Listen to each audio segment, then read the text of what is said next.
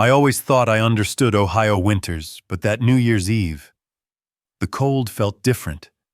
It cut deeper through my coat, through my calm, through everything I'd been pretending to hold together this past year.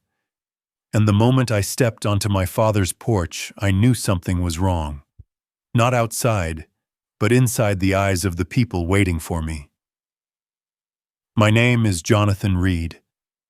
And just minutes after I walked into that living room, my younger brother Brian placed a hand on my shoulder, squeezed a little too firmly, and said, "Let's not make things complicated this year, John." It wasn't a greeting. It wasn't a reminder. It was a warning. Because moments later, my father handed me a worn envelope, one he'd been hiding for 9 months. Inside was a fully notarized deed transferring all 240 acres of Reed Homestead to me. No shared ownership, no dispute, no mistake. Just my name. The room fell silent in a way that told me one thing clearly everyone else already knew. And I swear to you, in that instant I understood that this night wasn't going to end with fireworks. Because whatever was inside that envelope didn't just change the evening. It was about to tear open everything I once believed was true. The snow had started to collect on the hood of my truck by the time I reached the turnoff into Willard. The town lights glowed faintly through the cold, and for a moment I watched them flicker like old memories trying to find their way back. The heater pushed out warm air, but the night still crept in through the seams and settled around me. Some nights do not let a man hide from himself. This was one of them. I stepped out, and the cold bit straight through my coat. My boots crunched on the driveway where the snow lay untouched, except for the path my father had made earlier that day. The house looked the same as always, yet something in the air felt different. Almost like the silence had thickened. I walked toward the porch, and the wind carried with it a faint scent of cedar and tobacco. It lasted only a breath, but it was enough to pull up the memory of my grandfather Harold, after a long day on the farm, his arms rough, his shirt sleeves always smelling like the fields. That memory hit harder than I expected. Inside the door, I was met with warmth and the smell of baked ham. Voices drifted from the living room, but they stopped for a second when I stepped inside.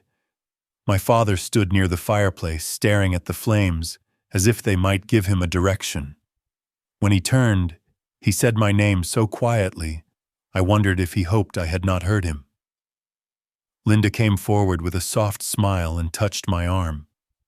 That smile carried weight under it, the kind you learn to hold when a house has been tense for too long.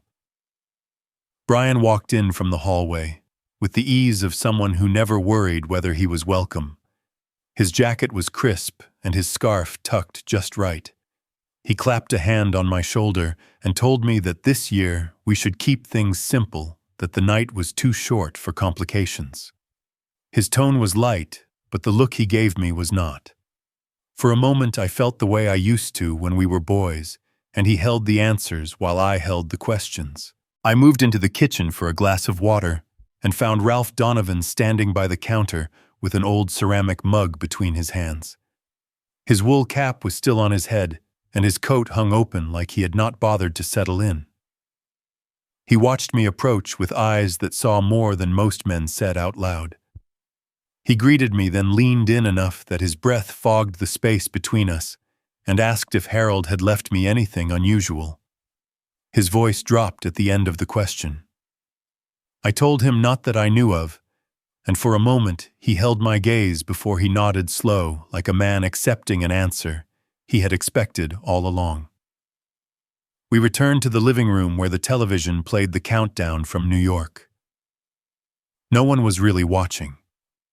They talked, but the conversation never settled. It shifted like something underneath it was unstable.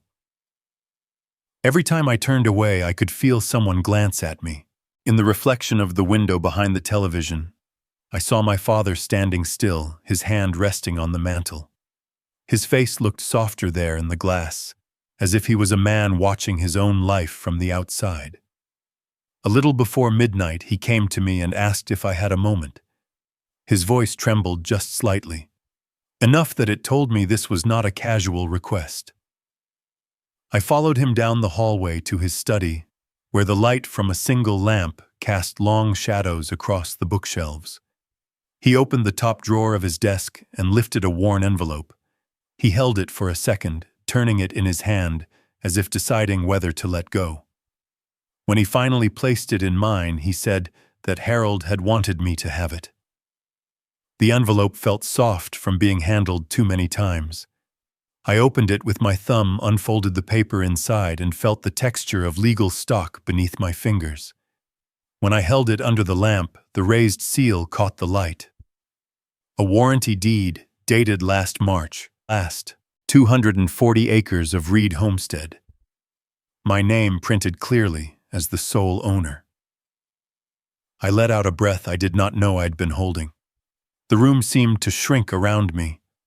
I looked up and saw a truth settle in my father's face. He had known about this. They all had. For 9 months the deed had lived in this house while I went about my days, unaware that my grandfather had chosen me for something none of them were willing to speak about.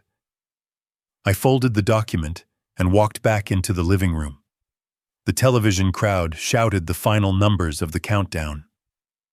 Fireworks burst outside, their colors splashing across the windows. No one cheered. Brian stood with a drink in his hand and watched me as though waiting for a confession. Linda touched my father's arm. Ralph leaned slightly forward in his chair, his eyes steady on mine. I slipped the envelope into my coat and felt its weight settle against my chest. It did not feel like an inheritance. It felt like a key placed in my hand without explanation and with consequences I could not yet see. When the fireworks faded, the room fell quiet again. There was a kind of truth hanging there in the silence, something old and heavy that had been waiting for the right moment to surface. I was the only one who had not been told. The last of the voices drifted out the door, and the house settled into a stillness that felt heavier than the winter outside. The furnace hummed in the walls, and the lights dimmed slightly, as if the place had tired of pretending everything was normal.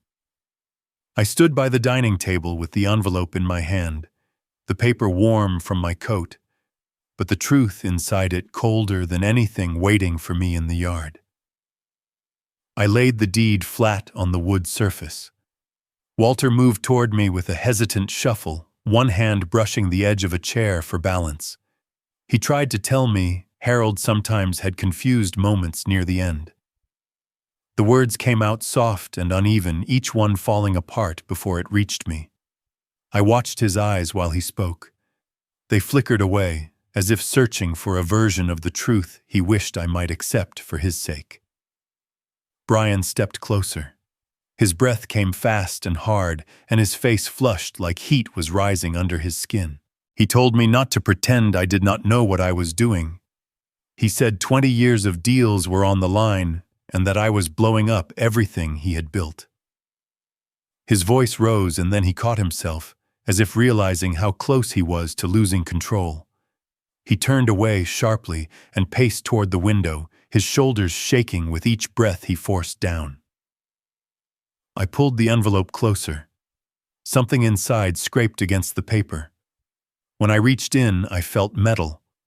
I brought out a small iron key rusted around the teeth, cold enough to bite into my fingers. There was also a folded page with the ink smeared across most of the lines. Only one phrase was still readable: Mineral Rights Addendum. The words sat there like a shadow that had been waiting years to be noticed. When I lifted my eyes, I saw Brian watching me from the corner of the room.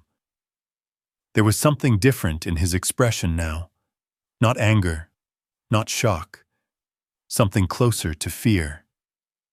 It passed quickly, but not fast enough to miss. He turned away again, swallowed hard, and rubbed his hands together like he needed warmth. The house emptied slowly after that. Coats zipped, boots stomped, doors opened to the sound of wind sweeping across the porch. I nodded to people as they left, but no one held my gaze.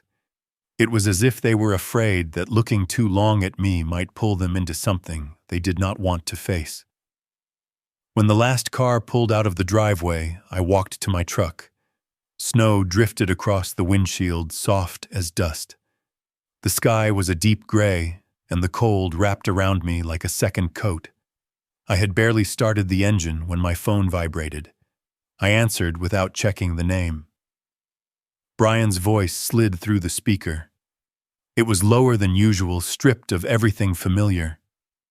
He told me not to push this.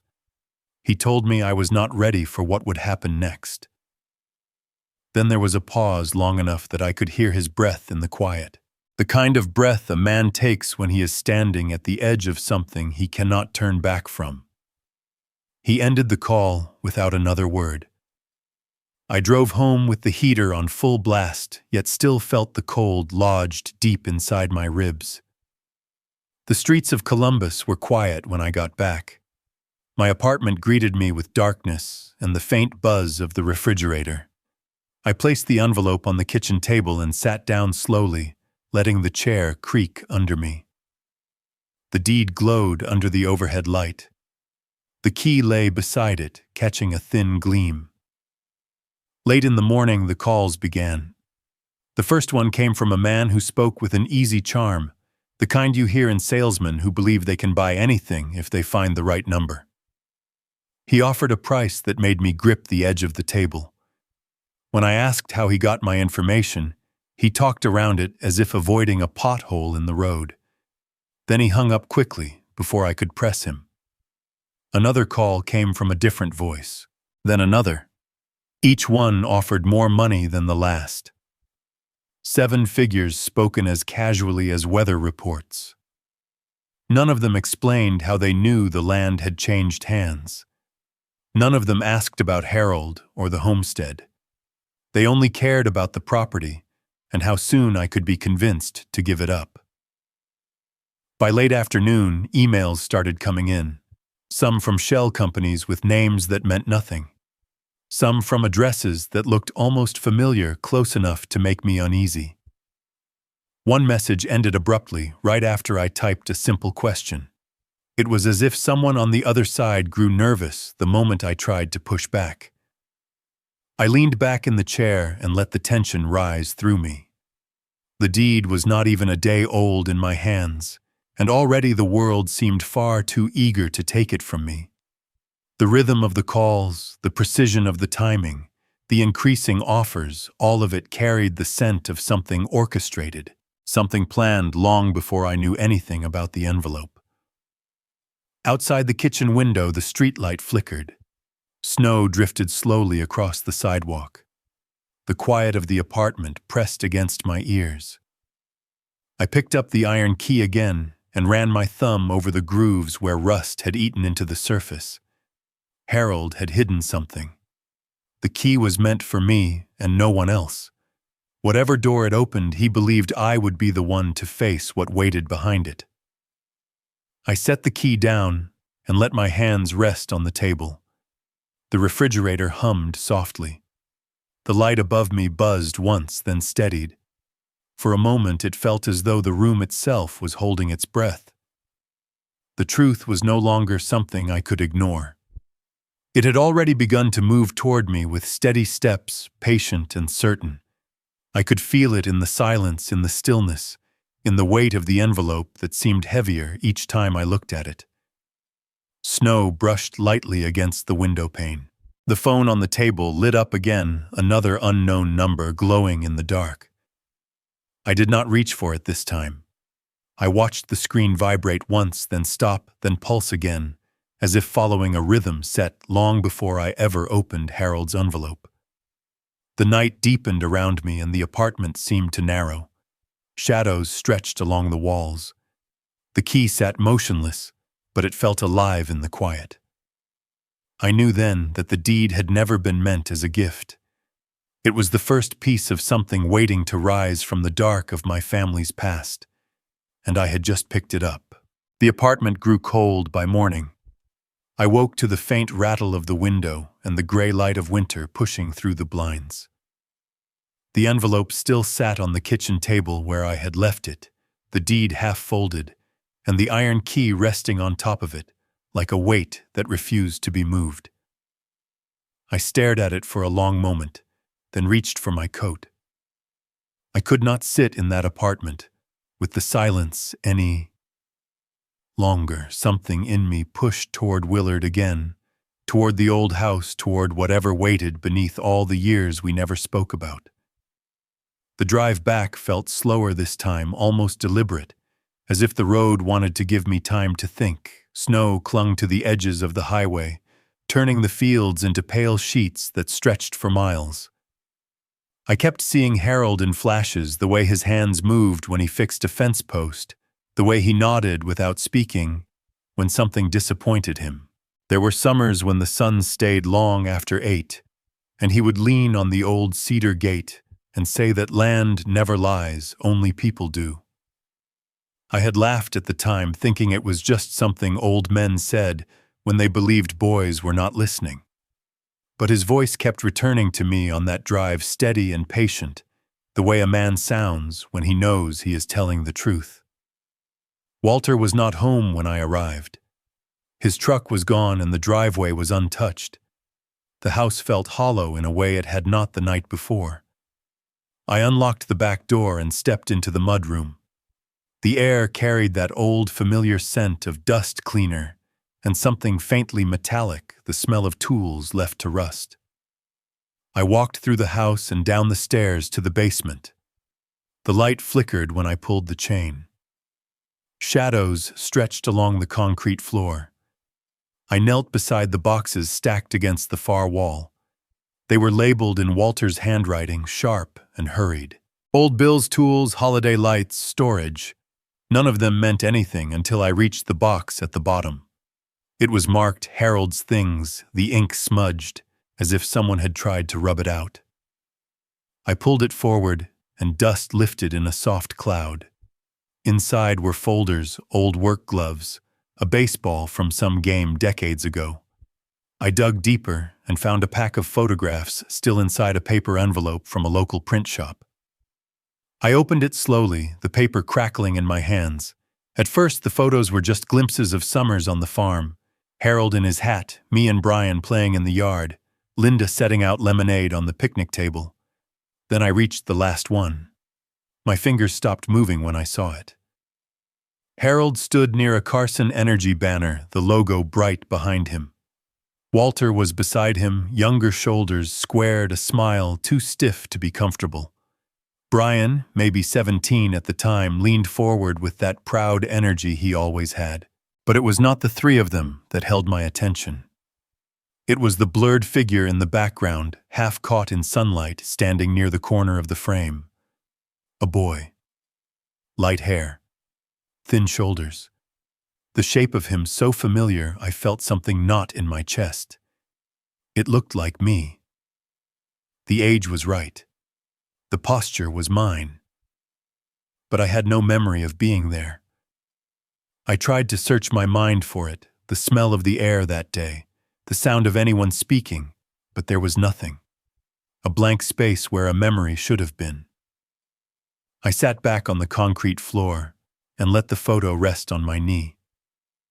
The basement was quiet, except for the faint groan of pipes in the wall. That picture did not make sense. If I had been there, it meant Harold had brought me to something he wanted me to see. If I had not been there, then someone had wanted it to look like I was. Either way, it pointed to something deeper than the deed and the key. I held the photograph closer to the light. The Carson Energy banner showed the year, 2009. Right after the financial crash. Right when Walter had been struggling with the bank, and the entire town was tightening their belts. I remembered the tension in the house back then. Doors closing too quickly. Voices rising behind them. Nights when Harold walked the perimeter of the property without explanation. He believed in the land more than anyone I knew, and he feared losing it in a way I did not understand back then. I turned the photo over, nothing written on the back. Just more silence. The kind that fills a family for years and grows heavier each time someone chooses not to tell the truth. I placed the photo on the floor beside me and let my thoughts settle. The presence of that boy in the background changed everything. It meant Harold had been dealing with Carson energy long before any of us knew. It meant Walter had stood beside them willingly. It meant Brian had been groomed into something I had never been part of. And it meant Harold saw something in me even back then that he did not trust the others with. I gathered the photos and stood up slowly. Dust drifted off my clothes in soft clouds. The basement light hummed above me. The room felt smaller than it had when I first entered, as if the truth was closing in from all sides. The iron key in my pocket pressed against my leg with a sudden weight. When I stepped outside, the sky had darkened. Snow moved sideways in the wind, and the bare branches of the maple trees scraped against each other with a soft, dry whisper. I walked to the edge of the yard and looked out toward the fields where Harold used to walk at dusk. I could almost see him there, his silhouette steady against the setting sun. For the first time, I felt the depth of what I was standing in. This was not an argument about land or inheritance. It was older than me, older than Brian, older even than Walter. It had been building through years of decisions and silence, through the things men do to save themselves and the things they hide to protect others. The wind picked up and carried a thin cry from some distant place across the fields. I turned the photograph over again in my hand, the edges bending with the cold. The boy in the picture watched from the corner of the frame, his outline blurred, his presence undeniable. The backyard lights flicked on behind me. The ground crunched beneath my boots as I turned to head back inside. I slipped the photo into my coat, feeling the stiffness of the paper against my chest. I took one last look at the empty yard, letting the cold settle through me, then stepped toward the house, carrying a truth I was only beginning to understand. The wind carried a low hum across the yard as I stepped back into the house, still holding the photograph in my coat pocket. The air inside felt warmer than it should have, almost heavy, as if the walls themselves had been listening. I placed the photo on the kitchen counter and let my fingers rest against its edge. The boy in the background lingered in my mind, that blurred outline that looked too much like me. I needed answers, but none of them were going to come from this house. The drive to Columbus was quiet. The sky hung low with clouds the color of wet steel. Traffic moved steadily, and the radio stayed off. I kept seeing Harold standing in the field, nodding at me with that quiet approval he never gave easily. The iron key in my pocket tapped lightly against the inside of my coat with every bump in the road. I kept imagining it fitting into something, opening a door that had been waiting for years. I parked outside Tessa Morgan's office just after noon. The building was an older brick structure on the corner of a downtown street, the kind of place that still held drafty hallways and well-worn carpeting. Inside, the warmth settled around me as she shook my hand and led me to her office. Sunlight pushed through the tall windows and landed across her desk, illuminating stacks of legal forms and a mug half full of lukewarm tea. She looked over the deed, slowly reading every line, tracing the raised seal with her thumb. Her eyes sharpened a little when she reached Harold's signature. She leaned back in her chair and folded her hands. "This deed is solid," she said. "Executed cleanly, notarized without any gaps. If Harold wanted the land to be yours, then this is exactly how he would have made it happen." I asked about contesting it. She shook her head once. The chances were slim, almost non-existent. The only way anyone could challenge this was if they proved Harold was not mentally sound at the time. And from the clarity of his handwriting, the precision of the paperwork, and the date itself, She was confident he had been sharp. I thanked her and gathered the papers. When I turned to leave, she paused me with a question. Is there something else going on here, Jonathan? Something you are not saying? I did not answer. I only nodded, then stepped back into the hallway. My phone buzzed before I reached the parking lot. A message from Brian. It was a scanned contract, grainy and poorly lit, with his name written where mine should have been. Sole heir. My hand tightened around the phone. The signature line was purposely left blank, waiting for someone who had never been part of the deal to fill it in. I stared at the document while the cold air slid across the back of my neck. It felt less like a negotiation and more like someone building a trap, one plank at a time. I was driving home when the first anonymous call came. A man with a flat voice asked about Utica Shale. I told him he had the wrong number. He laughed softly, then ended the call. 10 minutes later, another call came from a woman. Same question. Same location on the property. She hung up the moment I asked who she worked for. By the time I reached my street, the calls had stacked into a line of missed numbers, each one from an area code miles apart. None of it made sense. I had never heard the words Utica Shale mentioned in connection with Reed Homestead. Not once. Not by Harold. Not by Walter. Not by anyone in town. Yet these strangers knew something beneath the land that I did not. I stepped into my apartment and locked the door behind me. The room felt darker than usual, as if the day had followed me inside. My phone buzzed again, this time a message from Evan. He asked why I had canceled the skating trip, said he had been looking forward to it. His words were simple, but they landed with a weight I recognized immediately. I had done exactly what Walter used to do, place problems above people, above family. I sat down at the edge of the couch and let the message linger on the screen.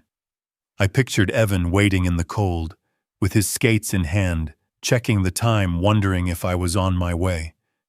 The ache that came with that image was sharper than anything Brian had thrown at me. The light in the kitchen flickered. Outside, a car door slammed. Somewhere in the hallway, a dog barked once, then went quiet.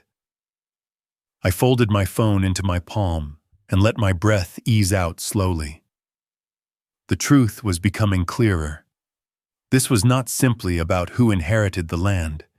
It was about the years of secrecy that had shaped this family long before I ever understood what any of it meant. I stood up and walked toward the window. Snow drifted across the streetlights in thin ribbons. Cars crawled along the road, their headlights stretching into the dusk. The world moved on while something inside my own family shifted beneath me like unstable ground. I reached into my coat and pulled out the photograph again. The faces stared back at me, Harold proud and steady, Walter smiling a little too hard, Brian full of ambition, and that boy in the background standing exactly where no memory of mine could reach. I placed the photo on the counter next to the deed and the iron key. The three objects lay there like pieces of a puzzle no one had wanted me to solve. A quiet war had begun the moment I opened Harold's envelope. No raised voices. No confrontations in the yard. Just pressure building in silence, waiting for the first crack to show. The apartment dimmed as the sun dropped behind the buildings. A chill crept along the floor. I leaned on the counter with both hands and let the truth settle through me. Lines had already been drawn, and whether I wanted it or not, I was standing in the middle of them. I reached over and switched off the kitchen light. The room fell into a soft blue darkness, broken only by the glow of the street lamp outside. The deed, the key, and the photograph remained on the counter, barely visible but impossible to ignore. A distant siren wavered through the night, rising and falling, until it dissolved into the cold. I stood there for a moment longer, letting the silence settle. Something had shifted. not outside but inside the truth I carried. And the night held its breath as if waiting for whatever would come next. Morning brought a weak light that did not quite reach the corners of my apartment. I sat at the table with the deed, the photograph, and the iron key laid out in front of me. The phone lay between them, silent for the first time in a day. Outside, the city moved at its own pace, but inside the room everything felt suspended, as if something waited just beyond my reach. I picked up the key again and turned it in my hand. The metal was cold and rough, the teeth worn, but still sharp. It did not belong to a house door or a truck or a padlock. It felt older than that, like the kind of key you kept when you meant to hide something, not open it every day. The phone buzzed, then sliding a little across the table. Ralph's name appeared on the screen. I answered and listened to his breathing for a moment before he spoke. His voice was low and careful. He asked if I still had the key Harold left for me. When I said yes, he told me to come out to the homestead. He said we needed to look at something Harold had put away a long time ago. The drive out of Columbus felt different this time. No music, no radio, just the sound of the tires on the highway and the steady beat of my own thoughts. The sky over the fields was a pale, washed-out blue, and the bare trees stood like black lines against it. I rolled the key between my fingers and felt a thin current of dread move through me. Ralph did not rattle easily. If he sounded like this, it meant whatever Harold had left was not small. When I turned into the long gravel drive of Reed Homestead, the barn rose up before the house, its red paint faded to something close to rust. Ralph waited by the side door, his shoulders hunched inside a heavy coat, a knit cap pulled low over his ears. He did not wave. He simply watched as I parked and got out. He nodded toward my pocket. "You brought it." I touched the key through the fabric and nodded back. He motioned toward the barn, and we walked in silence across the yard. The ground was hard under our boots, the grass stiff with frost. The barn door groaned when he pushed it open, and the smell inside wrapped around us old hay and dust and wood that had seen more years than either of us. Light slid in through cracks in the boards, striping the floor with pale lines. Ralph led me past the empty stalls to the far corner where the planks were darker and more worn. There, in the shadow of a beam, the floor dipped slightly. He pointed at it. "Harold had me help lay this section about 25 years ago," he said. "Said he needed a place that would not show. Told me he would only ever tell one person about it." He looked at me, then eyes tired but steady. "That would be you." I knelt down and ran my hand over the boards. One of them shifted under my fingers. Ralph handed me a pry bar he had brought, and together we eased the plank up. Beneath it, dust settled into a shallow square cut into the packed earth. A small metal safe sat in the hollow, its surface rough with age. The key slid into the lock with a soft scrape and turned more easily than I expected. The lid gave way, and a breath of colder air rose out of the darkness inside, as if it had been holding itself for years. Inside were neatly stacked manila folders, their edges yellowed, and a small black USB drive resting on top. Ralph stepped back as I lifted the folders out. His hands stayed in his pockets like he did not want to touch what Harold had left for me. We carried everything to an old workbench near the doors, where the light was better. Dust danced in the air, turning slowly in the thin shafts of sun. I opened the first folder. Geological reports, maps printed in faint colors, lines, and numbers that led back to the north woods of the property. Words like Utica and Point Pleasant repeated across the pages. Depth measurements, estimates, valuations. I traced the outline of the homestead on one of the maps, then followed the marked area where the shale gas deposit lay. It covered a stretch of land I had walked as a boy, a place where the snow piled deep and the trees grew close together. Places I had known only as quiet. On paper, they now held a different kind of value. Numbers large enough that they stopped feeling real. The next folder held a copy of a lawsuit filed in 1998. Harold versus Carson Energy. Allegations of trespassing, unauthorized testing, pressure to sign away mineral rights. The case had been dismissed. Settled. Something. The last page ended abruptly, as if someone had closed the door on it before it could finish its story. My hands grew heavier as I moved to the USB drive. It was small enough to lose, yet Harold had chosen to hide it here under the barn floor. We walked up to the house where the power and the old desktop computer still waited in Walter's office. Ralph stood in the doorway as I sat down in the worn chair and plugged the drive in. A single video file appeared on the screen. No name.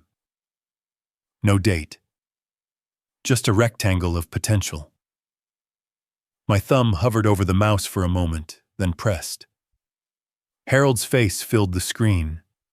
Older than I remembered him in the fields, his hair thinner, his skin lined deeper, but his eyes were the same. Clear, direct. He sat at this same desk, framed by the same bookshelves. "If you are watching this," he said, his voice rough but steady, "then I guess I am not around to tell you myself." He spoke plainly. No decoration. He talked about 1998 and how Carson Energy first came sniffing around the land. How he turned them away, then found their equipment on the property anyway. How he chased them off, filed suit, and watched the case drown in a tide of lawyers and technicalities before it ever reached daylight. His jaw tightened when he moved on to 2008. The bank on the edge of failing. Walter in trouble. The town at risk. He said Carson came back then, but this time they went to Walter instead of him. They offered a consulting fee to help the bank, $450,000, wired through a series of tidy transactions. In return, there was an understanding. When the time was right, the land would open for them. Harold leaned closer to the camera. He looked older in that moment than any number could describe. "I do not blame a man for trying to save his town," he said. "But there are lines you do not cross with something that carries your family's name." He said he tried to talk to Walter to explain what it meant to give away what lay under the soil, the arguments, the slammed doors, the nights he walked the woods alone trying to figure out how to protect something when his own son had already promised it away. Then he spoke my name. "Jonathan, if this is you," he said, and his voice softened in a way I had hardly ever heard in life. "I watched you out there. You were the only one who stood in front of those survey flags and said this felt wrong, even when you did not know why. You are not perfect. None of us is. But you do not bend easy when it comes to what you believe is right." He said that when the bank survived and the crisis passed, the promise Carson thought it had did not vanish. It lingered like a shadow over the homestead. So he went to town, met with his lawyer, and changed the deed. Put the land in my name. Not because he thought it would make me rich, but because he believed I might be the only Reed who would rather lose money than lose who we were. He looked straight into the camera one last time. The silence stretched there in the office as if he were waiting for my answer even through the years and the glass of the screen. Then the video ended. The monitor went dark, and my own reflection stared back at me. I sat there for a long while, the old chair creaking when I shifted my weight. The house was quiet.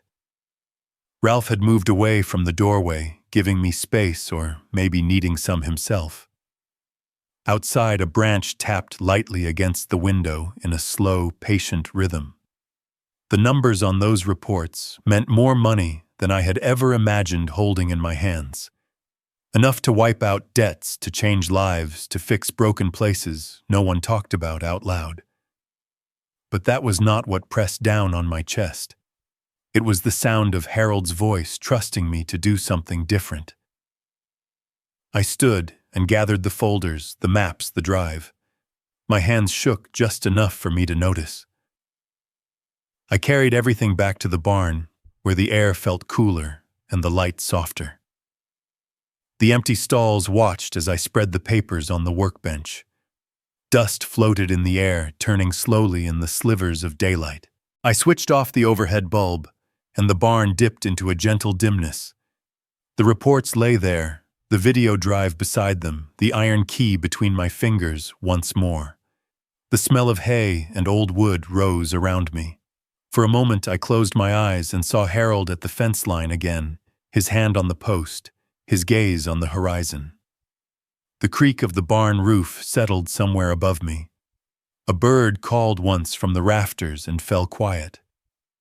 I opened my eyes and looked down at the spread of paper and plastic and metal, all of it waiting, all of it pointing toward a choice I had not yet made.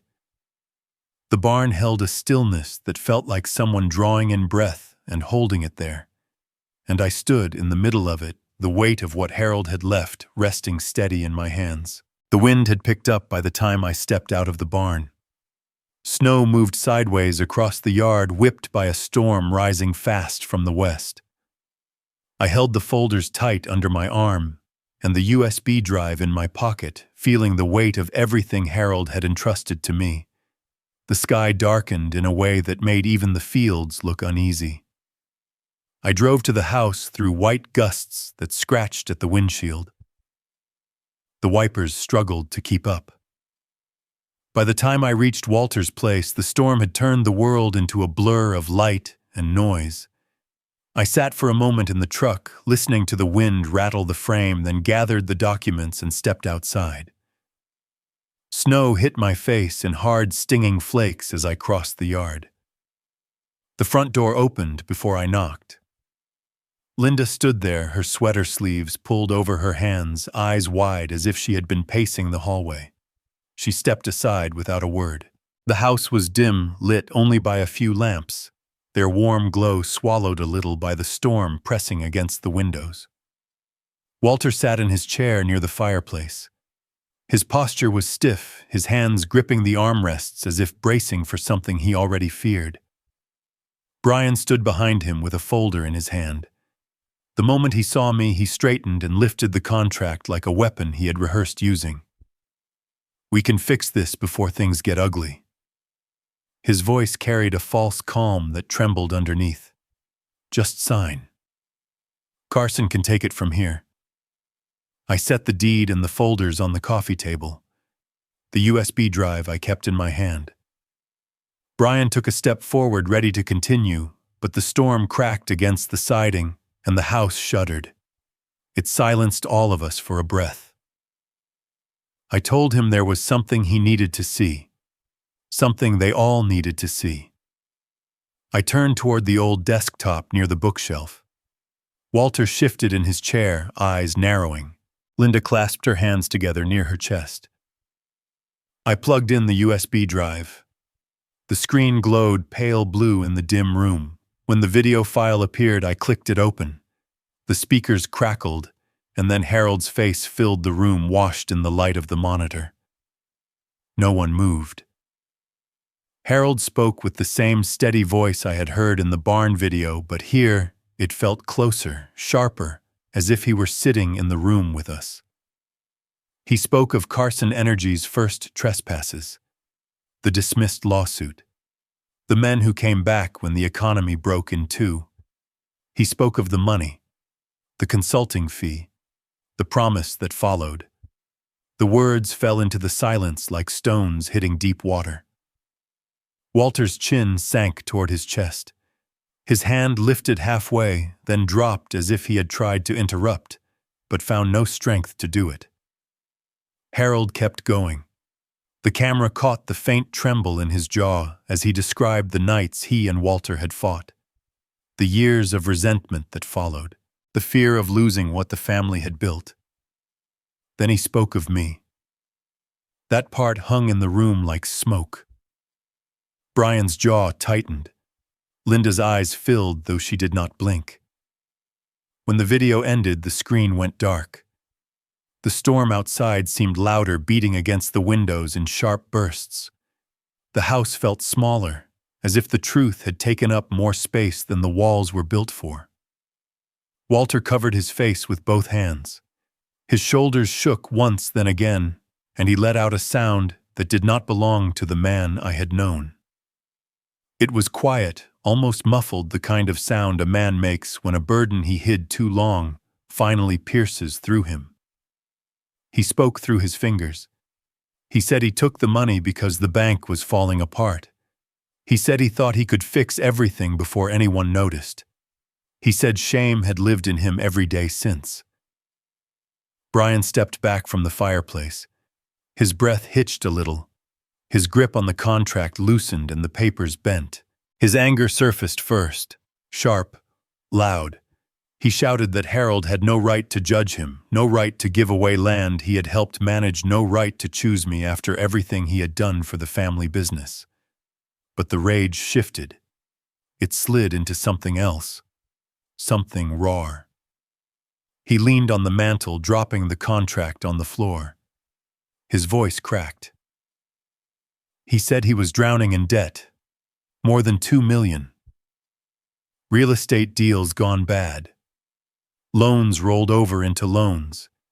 He said he had one chance left, and Carson had promised to help if he could get the land. Linda stepped toward him, but he waved her back. His breathing grew uneven, the storm outside matching the storm inside the room. She turned to me instead. Her hands trembled as she reached into the drawer near the staircase. She held a letter, the paper soft from being folded too many times. She said Harold had given it to her before he died, and told her to give it to me when the time was right. She said she had been too afraid of breaking the family apart, too afraid of what the truth might do. She placed the letter in my hand and backed away slowly, as if stepping from a place she no longer wanted to stand. I looked at the envelope, my name written in Harold's careful script. The sound of the storm rushed against the walls. Snow pushed hard against the windows until the glass trembled. No one spoke for a long moment. Not Walter hunched in his chair with his grief exposed. Not Brian gripping the mantel like he might fall without it. Not Linda standing near the staircase with her hands clasped together so tightly the knuckles whitened. The room had been full of illusions for years. But in that storm, thick night, every one of them broke open. I slipped the letter into my coat. The lights flickered. The wind howled through the frozen branches outside. Somewhere in the house, the furnace kicked on with a hollow thump. I stood there between the fireplace glow and the storm pressing in, holding the truth in my pocket and the weight of my family in the room around me. And for the first time in my life, I understood how long this moment had been coming. The house stayed quiet long after Brian left. I stood by the sink, listening to the cold settle into the walls, letting the silence wrap around me.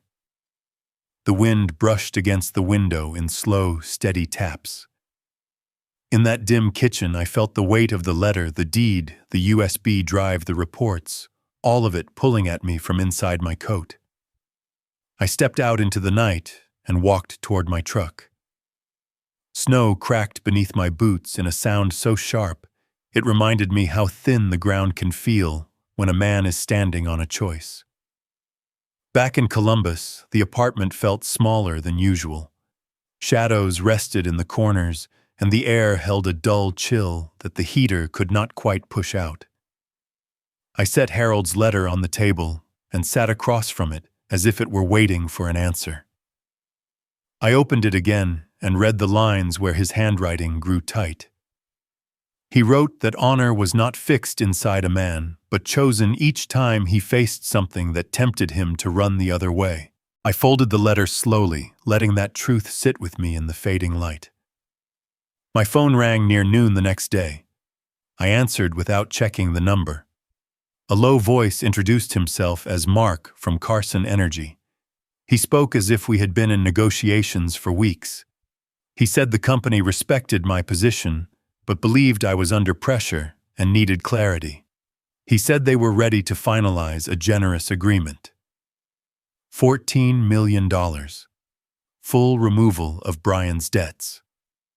He paused as though giving me time to picture a life where everything heavy had been lifted from my shoulders. He let out a quiet breath, as if we were two men discussing something reasonable. He said a decision like this could protect my family from years of hardship. He mentioned Evan by name, not accusing, not threatening. Just placing my son carefully into the center of the offer. For a moment the world felt still. I could hear my own heartbeat in the quiet of the room. A part of me pictured what 14 million could do. College paid. A home near good schools. No more scraping through each month with repairs and tuition and rent. That image rose up quietly and pressed against me with a deceptive warmth. I told Mark I heard him. I told him I needed time. He gave me a number to call. When the line went dead, I set the phone down and pressed my palms into the table. The silence that followed was something heavy and true. I saw Walter's face in that living room, drawn from shame. I saw Brian clinging to a contract like it was the only heir he had left. And I saw Harold in that video staring straight through the camera with the patience of a man who had already lived enough years to know exactly how a good life can go wrong. On Friday, I drove to Cincinnati to pick up Evan. He came out with his backpack slung over one shoulder, his hood casting a shadow across his eyes. He asked where we were going, and when I said the farm, he only nodded and climbed in. The highway stretched before us in long silver lines. For a while he scrolled through his phone, then set it aside and watched the fields past the sunlight slipping across the snow. At the homestead, the wind had calmed. Snow clung to the branches and softened every edge of the landscape. Evan walked ahead of me, taking slow steps, letting the silence settle around him. He brushed his hand across the fence as he passed it, then stepped into the woods. I followed, listening to the soft crunch of his boots. The deeper we went, the quieter the world became. Snow drifted down in loose flakes, settling on his hair, on his shoulders. He stopped near a clearing where the trees opened up enough for a thin line of light to stretch across the ground. He turned, looking at me with an expression that carried more steadiness than his age should have given him. "Grandpa believed you would not sell." He paused. "So what are you going to do?" His words were simple, but they cut deeper than any threat or bargain Carson had offered. The look in his eyes was not demanding, not accusing, just searching for the truth in me. Something inside shifted the way ice cracks beneath the first warmth of spring. For a moment I could not speak. I thought of the letter in Harold's handwriting, the reports hidden beneath the barn, the night in Walter's living room when everything finally broke open.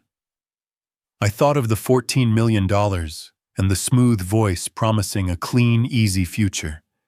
And I saw the boy I had once been standing in these same woods, feeling something wrong long before I had words for it. I told Evan that I was not selling, that some things had to remain whole because once they were broken, no amount of money could put them back together. He studied my face for a moment, then nodded once as if that answer matched something he had already felt. We stayed in the woods until the light thinned. He walked quietly beside me, his hands in his pockets, snow clinging to his boots. On the drive back to Columbus, he leaned his head against the window, watching the trees fade into the distance. Saturday night, I sat with Tessa in her office. Papers spread across the desk. Reports, deeds, statements, digital files, everything Harold had hidden. I told her I wanted to hand it all over. Not to Carson, not to any buyer, to the state. She read through each document slowly, her finger moving along the lines. When she finished, she leaned back, hands on her lap. "You understand what this means," she said. "Once this goes forward, there is no undoing it." I nodded. She drew in a breath and began preparing the submissions. By Monday morning, the packets were ready. Plain envelopes with plain labels, nothing dramatic, nothing that suggested what rested inside them. She slid them into the mail slot, one at a time. Each envelope made a soft metallic note as it fell. The sound lingered, echoing down the chute like something final. Brian called that afternoon. His voice cracked with fury. He accused me of betrayal, of cowardice, of ruining the one chance he had to survive. I told him to come to the farmhouse if he wanted to speak in person. He arrived after sundown. Snow clung to his coat, and his hair melting into cold drops that ran down his collar. He came into the kitchen breathing hard, his anger shaking through him. He paced once, twice, then slammed his hand on the table, shouting that I had destroyed his life, that I had chosen the dead over the living. I waited. When his voice finally broke, I reached into my coat and handed him Harold's letter. He stared at it, then unfolded it slowly. He read the lines in silence. His breathing changed. His shoulders sagged. The anger that had filled the room drained out of him, until all that was left was a quiet he did not try to hide. He folded the letter carefully and set it back on the table with a trembling hand. He did not look at me. The house held its breath around us. The only sound was the steady tick of the hallway clock. Outside wind brushed against the window with a soft, rhythmic tap.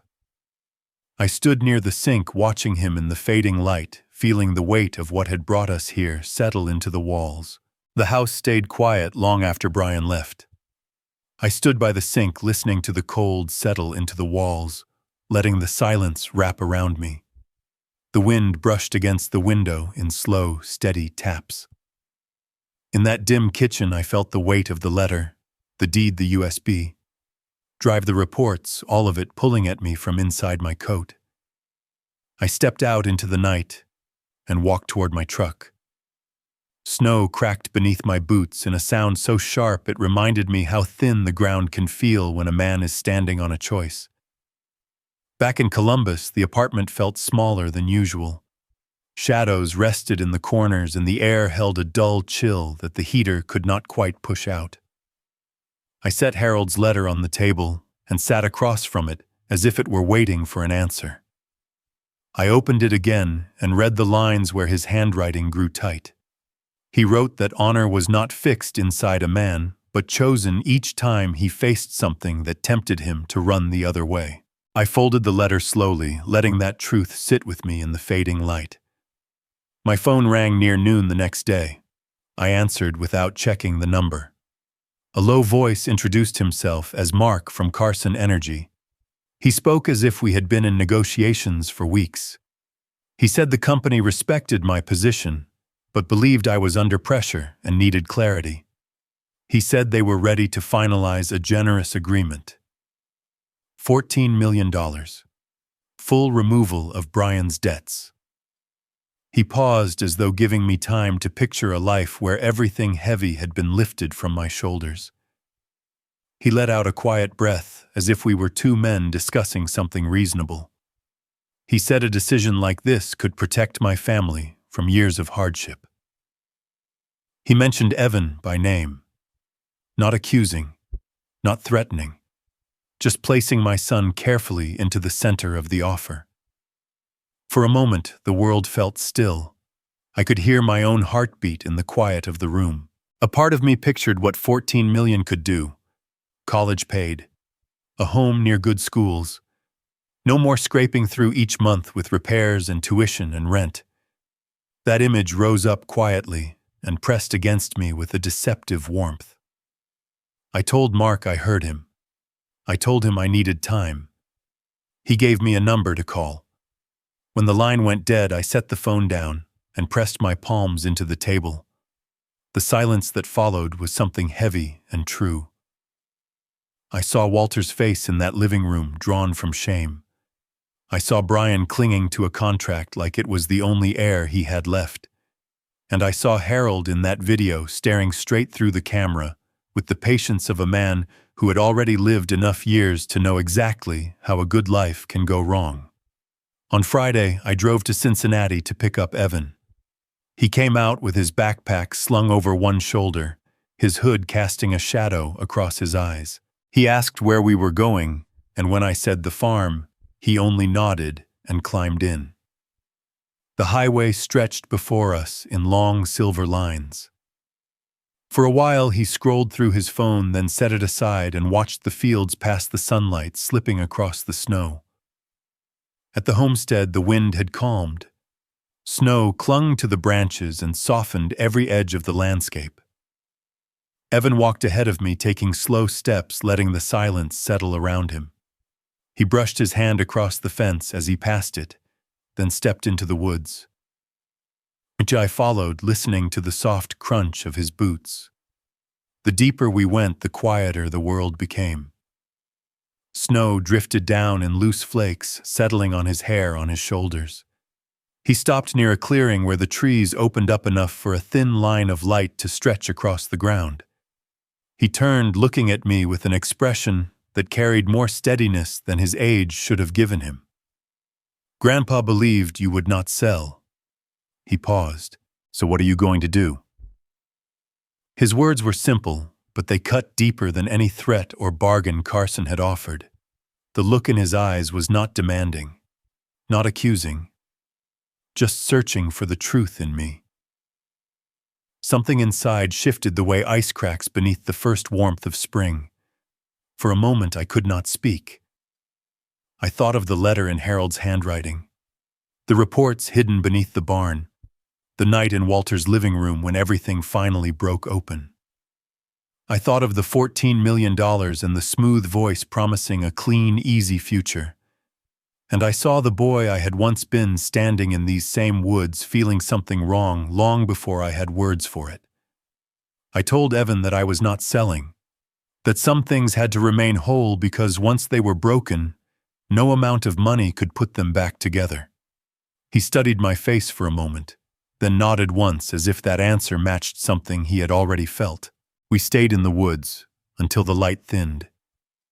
He walked quietly beside me, his hands in his pockets, snow clinging to his boots. On the drive back to Columbus, he leaned his head against the window, watching the trees fade into the distance. Saturday night, I sat with Tessa in her office. Papers spread across the desk. Reports, deeds, statements, digital files, everything Harold had hidden. I told her I wanted to hand it all over, not to Carson, not to any buyer, to the state.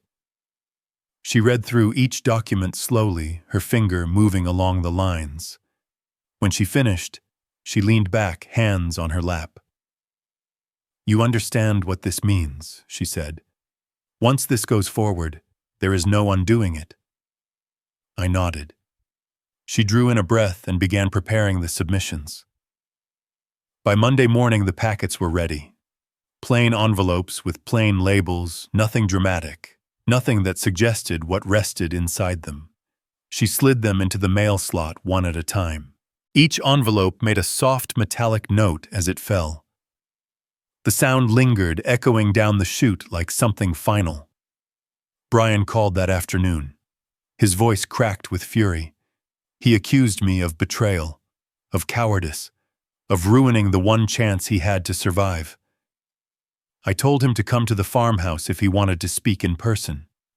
He arrived after sundown.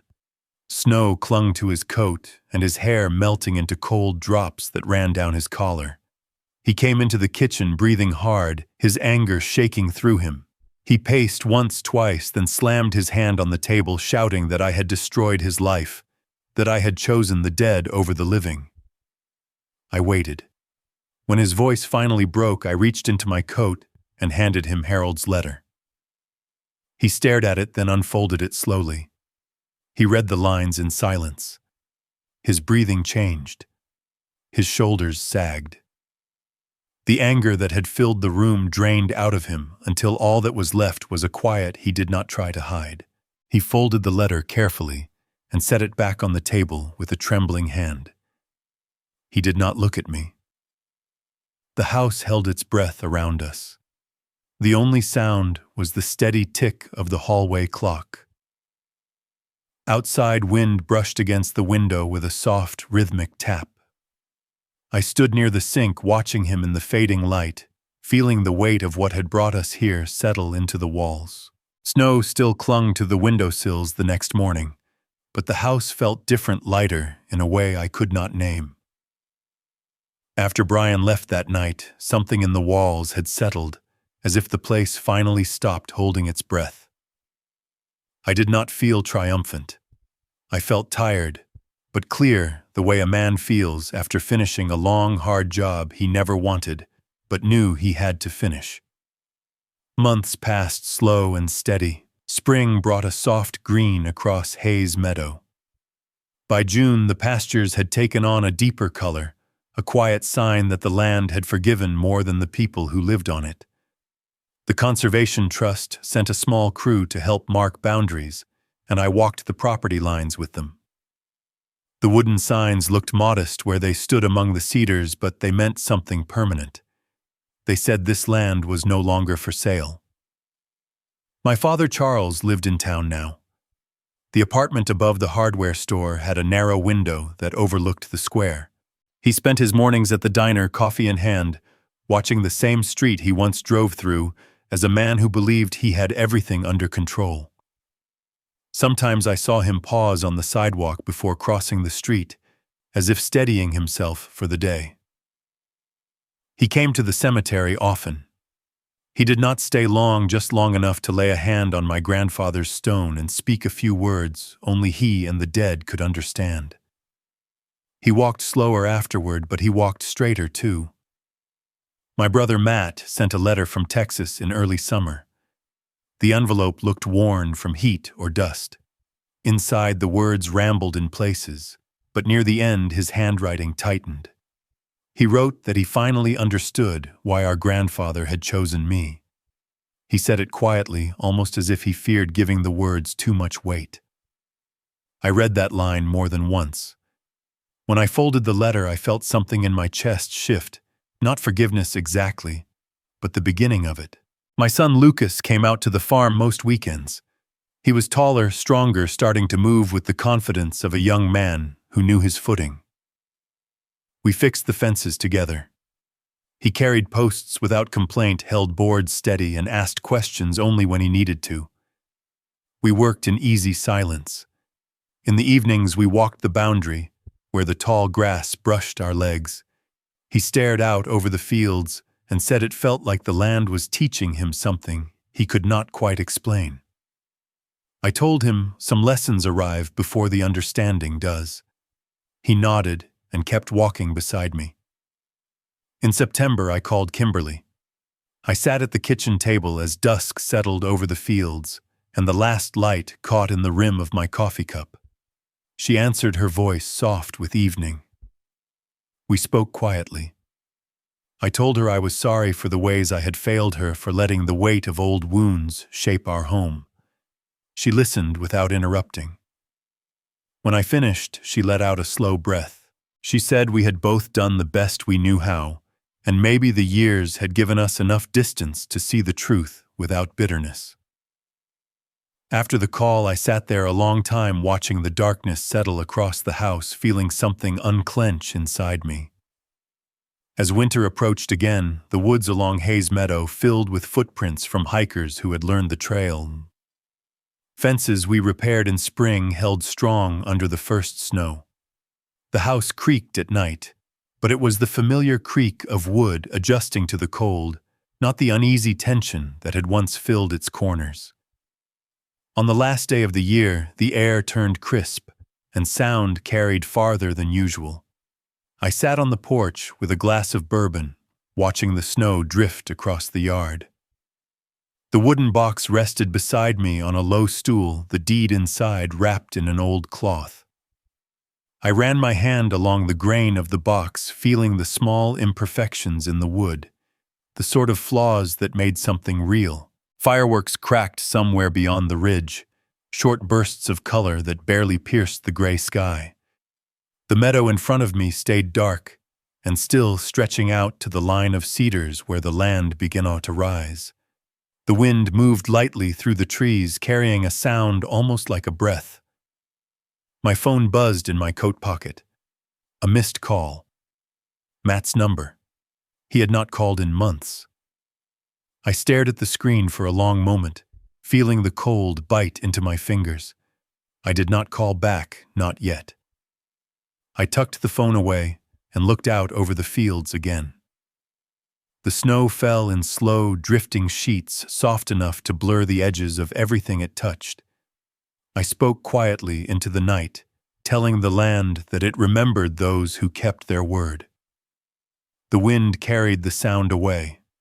The porch boards beneath my feet groaned in the cold. Lights from town flickered faintly through the branches in the distance. If you have ever stood on the edge of a year wondering what kind of person you have become and what kind you still hope to be, then you know something of this moment.